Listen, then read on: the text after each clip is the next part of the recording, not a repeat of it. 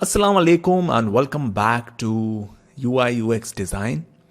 तो आज हम अपने लेक्चर 15 में हैं और इसके पहले कि हम हाई फिडेलिटी डिज़ाइन की तरफ बढ़ें, ये बहुत ज़रूरी हो जाता है जानना कि आखिरकार बिल्डिंग ब्लॉक्स क्या हैं।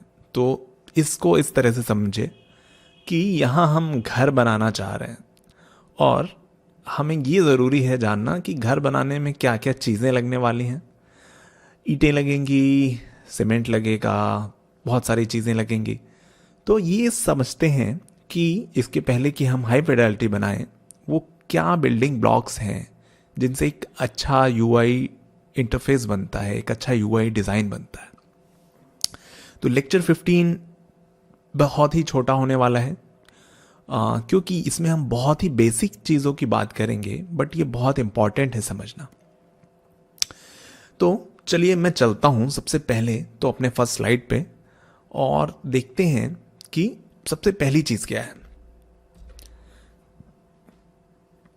सबसे पहली चीज़ आती है टाइपोग्राफी। तो अगर आप यहाँ देखें तो यहाँ पे तीन चीज़ें हम बातें करने वाले हैं। वैसे तो अगर आप इंटरनेट पे जाएंगे, कुछ आर्टिकल्स पढ़ेंगे, तो ऐसी कई तरह की चीज़ें, ये जो मैं आपको बता रहा हूँ ये कोर एलिमेंट्स हैं। ये ऐसा नहीं है कि सिर्फ इतनी ही चीज़ें हैं, बहुत सारी और भी चीज़ें बढ़ती जाती हैं जैसे जैसे आप और स्टडी करते हैं। बट अभी के लिए आई गेस जो आप कोर चीज़ें समझेंगे वो हम यहाँ से शुरुआत कर सकते हैं। ये एक स्टार्टिंग पॉइंट माने और अपनी सेल्फ स्टडी कंटिन्यू करें। तो सबसे पहले यहाँ हम देख रहे हैं कि तीन चीज़ें हैं: typography, colour, images and icons, या कुछ भी आप विजुअल एलिमेंट कह लीजिए वहाँ पे। ठीक है, इसमें आप देखेंगे तो कई और चीज़ें आएंगी, शेप्स आ जाएंगे, टेक्सचर आ जाएगा, बहुत सारी चीज़ें और आ जाएंगी, बट अभी हम उनकी बात नहीं करते हैं। ये हम बाद में बातें करेंगे, बट अभी हम बेसिक चीज़ें पढ़ते हैं। तो सबसे पहली चीज़ है टाइपोग्राफी। तो टाइपोग्राफी क्या होता है? ये एक तरह का आर्ट कह लीजिए। It's a art of arranging letter और text in a way that makes the copy legible, clear and visually appealing to the reader. तो ये हम क्या करना चाह रहे हैं यहाँ पे? हम जितनी भी हमारे टेक्स्ट हैं किसी डिज़ाइन में या किसी भी जगह पे, हम उसको कुछ इस तरीके से वहाँ पे अरेंज कर रहे हैं जिससे वो पढ़ने में काफ़ी इजी रहे, क्लियरली वो दिखे, क्लियरली जो उसका मीनिंग है वो कन्वे हो, और विजुअली अपीलिंग रहे, मतलब कि दिखने में ख़राब ना लगे, दिखने में वो थोड़ा अच्छा लगे, आंखों को अच्छा लगे। तो इस तरीके से जब हम अपने टेक्स्ट को अरेंज करते हैं तो वो एक गुड टाइपोग्राफी के उसमें आता है, वो एक अच्छा टाइपोग्राफी कहलाएगा। अगर वो इजी टू रीड है, क्लियरली वो दिख रहा है, अपना मतलब वो कन्वे कर पा रहा है और विजुअली अपीलिंग है, तो वो अच्छी टाइपोग्राफी है। अब टाइपोग्राफी एक बहुत ब्रॉड टर्म है, उसके अंदर बहुत और सारी चीज़ें आती हैं। फ़ॉन्ट स्टाइल आता है, फ़ॉन्ट फैमिली आती है, बहुत सारी चीज़ें आती हैं। तो अभी हम उतनी डिटेल में नहीं जाते हैं, यहाँ हम सिंपली समझते हैं।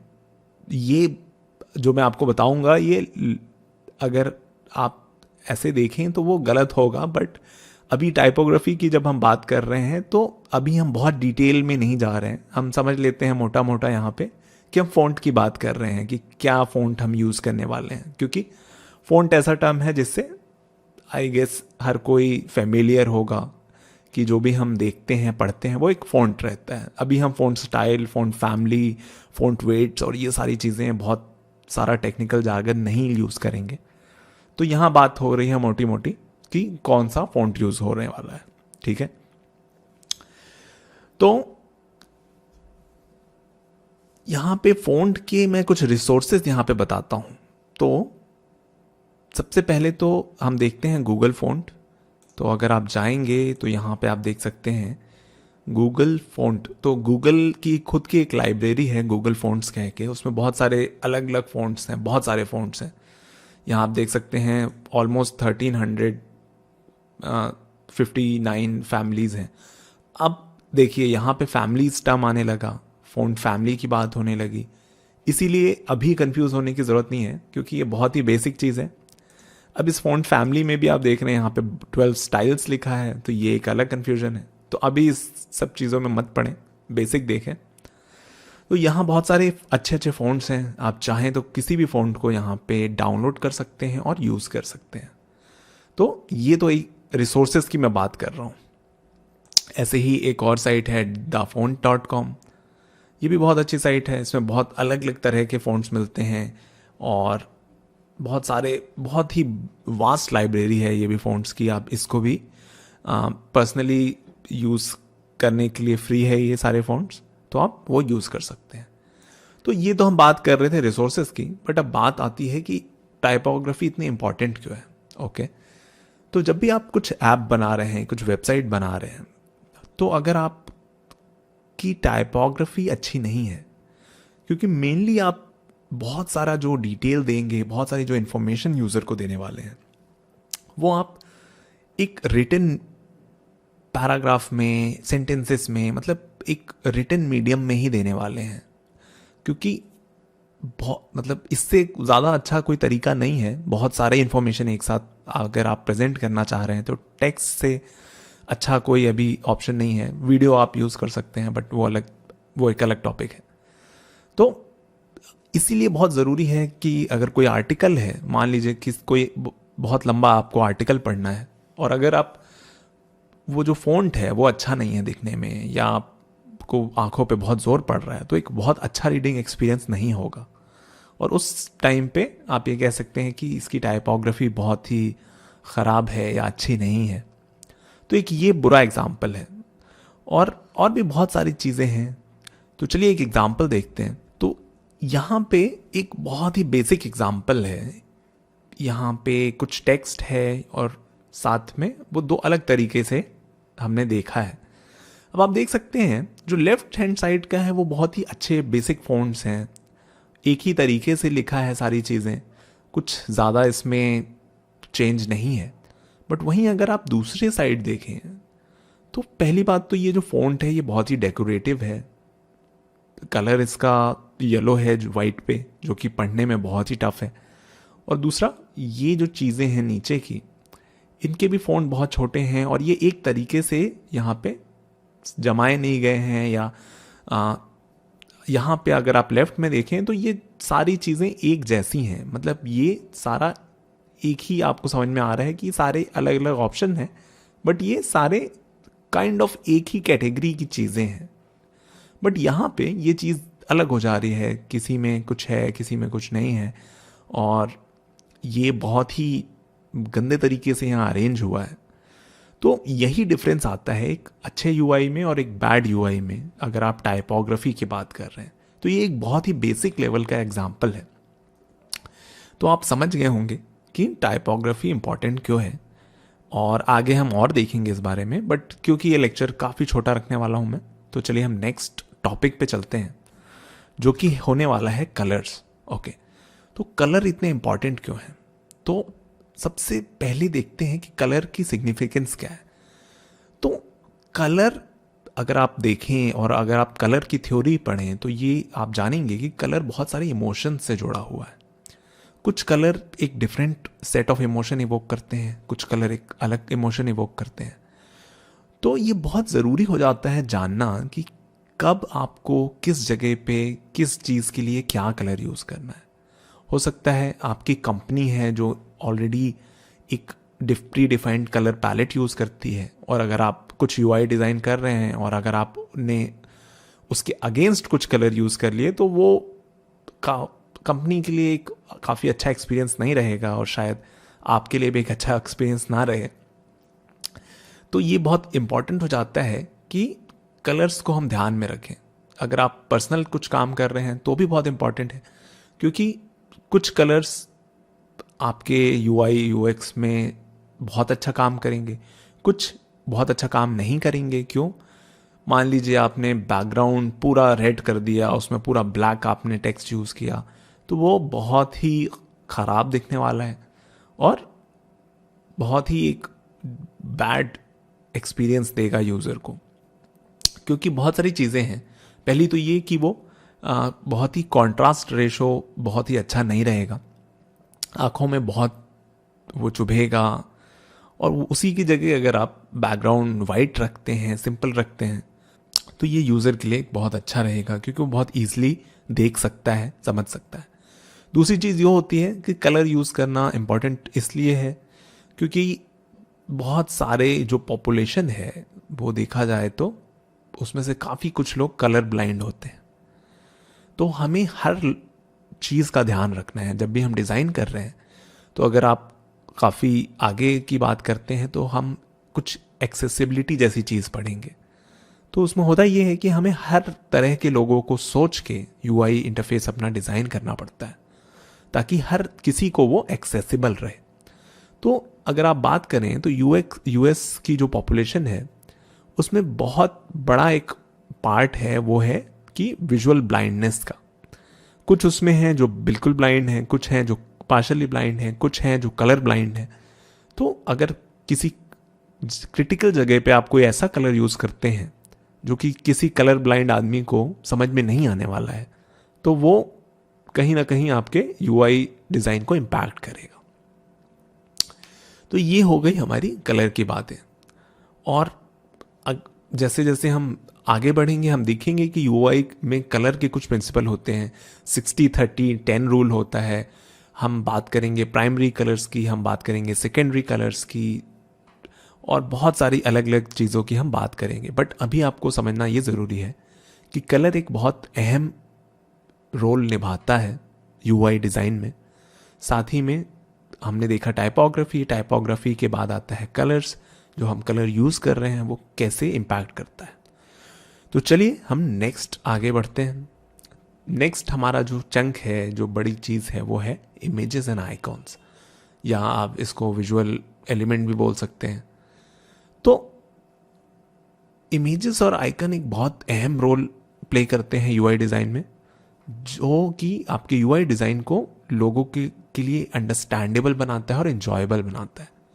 तो आपने कई बार देखा होगा कि कुछ अच्छी अच्छी वेबसाइट्स हैं, मान लीजिए एप्पल की वेबसाइट पे आप गए, आपको वहाँ पे बहुत अच्छी हाई क्वालिटी इमेजेस दिखती हैं, आईपैड की, आईफोन्स की। तो ये एक बहुत, वहाँ पे आप अगर देखें एप्पल की वेबसाइट, तो एप्पल वहाँ पे बहुत कम चीज़ें कर रहा है। तो चलिए हम चलते हैं एप्पल की वेबसाइट पे और देखते हैं कि आखिर जो हम एलिमेंट्स की बात कर रहे हैं वो क्या है।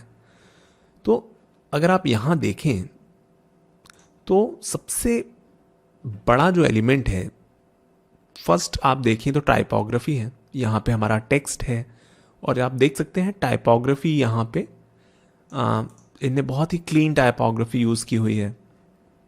आप अगर यहाँ देखें तो बहुत ही क्लीन है, बहुत ही आप अच्छे से पढ़ सकते हैं।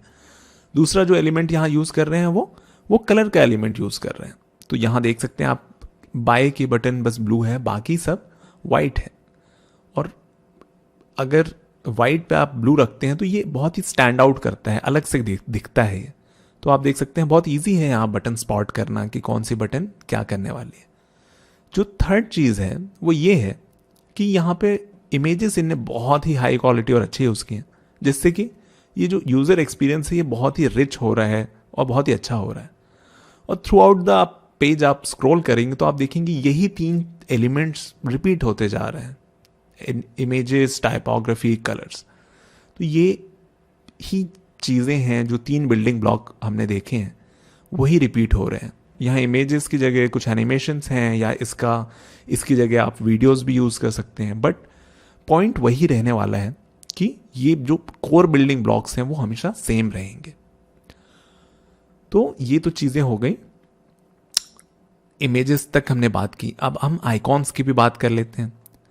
तो जैसे यहाँ पे एक छोटा सा आइकॉन है, यहाँ पे प्लस है। तो अगर आप कोई भी, पहली बात तो ये है कि अगर आप एलिमेंट्स, कुछ विजुअल एलिमेंट्स यूज़ कर रहे हैं, जैसे मान लीजिए आप इमेजेस यूज़ कर रहे हैं, तो आपको ये मतलब ऐसी इमेजेस यूज़ करना बहुत ज़रूरी है जो कि कुछ कंटेक्स्ट में हों या कुछ मीनिंगफुल हों, जो भी आप कंटेंट अपना पेज पे है। फॉर एग्जांपल यहाँ अगर मैं आईफोन की पेज पे कुछ फूड की फ़ोटो डाल दूँ तो वो कोई सेंस नहीं बनाएगी। और यूज़र को वो समझ में भी नहीं आएगा कि ये फ़ोटो आखिर यहाँ क्यों है।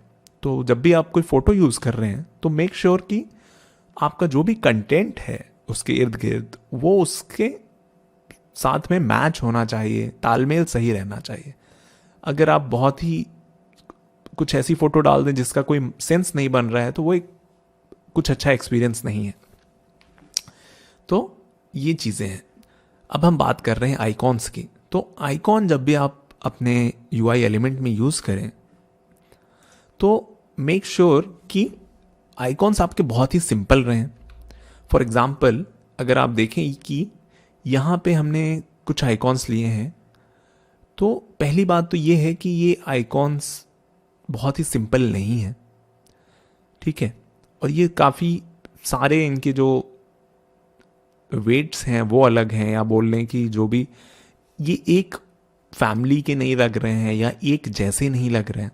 वहीं अगर आप दूसरे साइड देखें तो ये सारे फ़ॉन्ट ऐसा लग रहे हैं कि ये एक साथ हैं, एक ही ग्रुप का हिस्सा हैं, और ये काफ़ी सिंपल हैं। कुछ भी यहाँ पे बहुत ही अलग सा नहीं करने की कोशिश की जा रही है। जो चीज़ है बस वो वही है। फॉर एग्जाम्पल अगर आप ये घर का आइकॉन देखें तो ये काइंड ऑफ यूनिवर्सली डिफाइंड है, या लोग इसको ओवर द टाइम ऐसा उनकी मेमोरी बन गई है कि जब भी अगर आप ऐसा कोई घर का या ऐसा कुछ आइकॉन देखते हैं तो आपको पता है कि ये होम कहलाता है, या अगर आप इस पर क्लिक करेंगे तो आप वेबसाइट या ऐप के होम पेज पे या पहले पेज पे पहुंच जाएंगे। ऐसे ही अगर आप यहाँ एक एनवलप का आइकॉन देखें तो इसका मतलब ये होता है कि यहाँ हम कुछ मेल या एसएमएस या इसकी बात कर रहे हैं। तो ये बहुत ज़रूरी है कि ऐसे आइकॉन्स यूज़ करें जो कि यूनिवर्सली जो लोगों को पता है या लोगों को जिनकी नॉलेज ऑलरेडी है, कुछ भी ऐसा यूज़ ना करें, कुछ भी ऐसा एक्सपेरिमेंटल यूज़ ना करें जिसके बारे में लोगों को अभी पता नहीं है।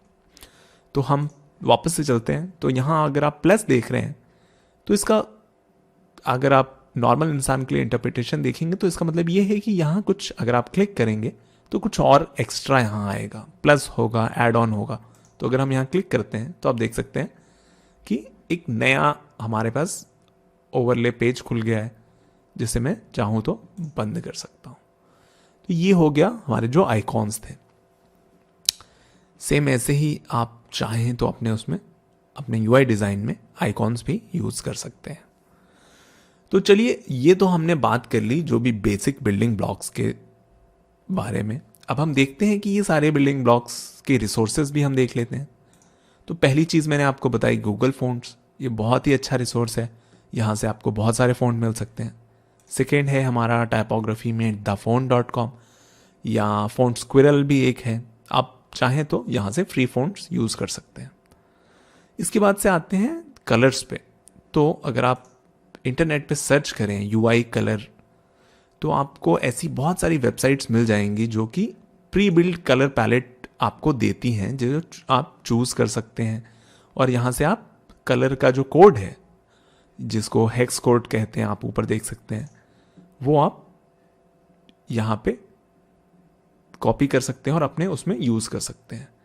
और ऐसी बहुत सारी और वेबसाइट हैं जो आपको एक पूरा पैलेट दे देंगी अपने ऐप में यूज़ करने के लिए, जिसमें प्राइमरी होगा, सेकेंडरी होगा, टर्शरी होगा। तो ये एक बहुत अच्छा रिसोर्स है, क्योंकि जब आप शुरुआत करेंगे तो हो सकता है आपको इतनी अच्छी नॉलेज ना है कलर की और आप शुरू में थोड़ा स्ट्रगल करें। तो इस टाइम पे आपके लिए ये सारे रिसोर्सेज बहुत ही काम आने वाले हैं। इसके बाद से हम चलते हैं इमेजेस में। तो हाई क्वालिटी इमेजेस आप कहाँ से लाएं अपने यूआई डिज़ाइन के लिए? तो सबसे अच्छा रिसोर्स जो है वो है अनस्प्लैश। यहाँ पे आप जितनी भी फोटोज़ हैं इस वेबसाइट पे वो सारी की सारी फ्री टू यूज़ है। तो अगर आप कभी भी अपने पर्सनल वर्क में या इवन अपने कमर्शियल वर्क में यूज़ करते हैं तो कल को आपको कभी भी कुछ लीगल इशू नहीं होने वाला है, क्योंकि ये सारी की सारी फ्री टू यूज़ इमेजेस हैं। और आप देख सकते हैं यहाँ बहुत सारी इमेजेस हैं, बहुत ही वास्ट लाइब्रेरी है, और आपकी जो भी यूआई डिज़ाइन की नीड्स हैं ये कहीं ना कहीं ये बहुत ही हद तक फुलफिल कर सकती है। नेक्स्ट आता है आइकॉन्स के लिए। हालांकि इसके लिए एक और वेबसाइट है पेक्सेल्स, PEXELS, pexels.com पे भी आप बहुत सारे इमेजेस ढूंढ सकते हैं। नेक्स्ट अगर हम चलें तो आइकॉन्स की बात करते हैं, क्योंकि आइकॉन्स भी बहुत ज़रूरी हैं। तो जब हम हाई फिडेलिटी बनाएंगे तो हम फिग्मा में इनबिल्ट, फिग्मा के अंदर ही कुछ एड ऑन्स देखेंगे, कुछ हम उनके देखेंगे कि फिग्मा में ऑलरेडी कुछ आइकॉन्स के बहुत अच्छे प्लगइन्स दिए गए हैं, या हम उनके प्लगइन्स डाउनलोड कर सकते हैं, तो वो हम बाद में देखेंगे। बट अभी के लिए कुछ लाइब्रेरीज मैं आपको बता रहा हूँ आइकॉन्स की। ये पर्सनली मैं बहुत टाइम से यूज़ करता हूँ, इसका नाम है नाउन प्रोजेक्ट, और आप चाहें तो इस पर आपको बहुत सारे अलग अलग तरीके के आइकॉन्स यहाँ पे मिल सकते हैं। तो यहाँ अगर मैं कुछ भी सर्च करूँ, फॉर एग्जांपल मेल अगर मैं यहाँ सर्च करूँ, तो ये आपको मेल से रिलेटेड जितने भी आइकॉन्स होंगे आप देख सकते हैं, यहाँ बहुत ही खूबसूरत आइकॉन्स आपको मिल सकते हैं, और ये आप अपने प्रोजेक्ट्स में यूज़ कर सकते हैं। इसका एक और अगर हम देखें तो एक आइकॉन8 करके एक वेबसाइट है, जिसपे से अगेन आप बहुत सारे आइकॉन्स ले सकते हैं। तो ये हो गया हमारे कुछ मेन रिसोर्सेज। और तो हमने देखा, हम एक काइंड ऑफ रिफ्रेशर देखते हैं। हमने सबसे पहले देखा टाइपोग्राफी, फिर हमने देखा कलर, और फिर हमने देखा इमेजेस और आइकॉन्स। तो ये बहुत ज़रूरी था बात करना इनके बारे में, क्योंकि ये कहीं ना कहीं एक बहुत ही अहम कोर एलिमेंट्स हैं, कोर बिल्डिंग ब्लॉक्स हैं यूआई डिज़ाइन के। और इसके जो भी चीज़ें हम यूआई डिज़ाइन में करेंगे, ये इसी के इर्द गिर्द इन्वॉल्व रहती हैं, रिवॉल्व होती हैं। और हम आगे इसके नेक्स्ट लेक्चर में कुछ प्रिंसिपल्स देखेंगे, जो कि बात करेंगे कि हम अपने जो कोर एलिमेंट है उनको अरेंज कैसे करें, ताकि जो आपका डिज़ाइन है वो बहुत काफ़ी अच्छा हो और यूजेबल हो। तो नेक्स्ट लेक्चर में जो हम बात करेंगे वो उन्हीं प्रिंसिपल्स की बात करेंगे। तो चलिए, मैं अब आपसे नेक्स्ट लेक्चर में मिलूंगा। अल्लाह हाफिज़।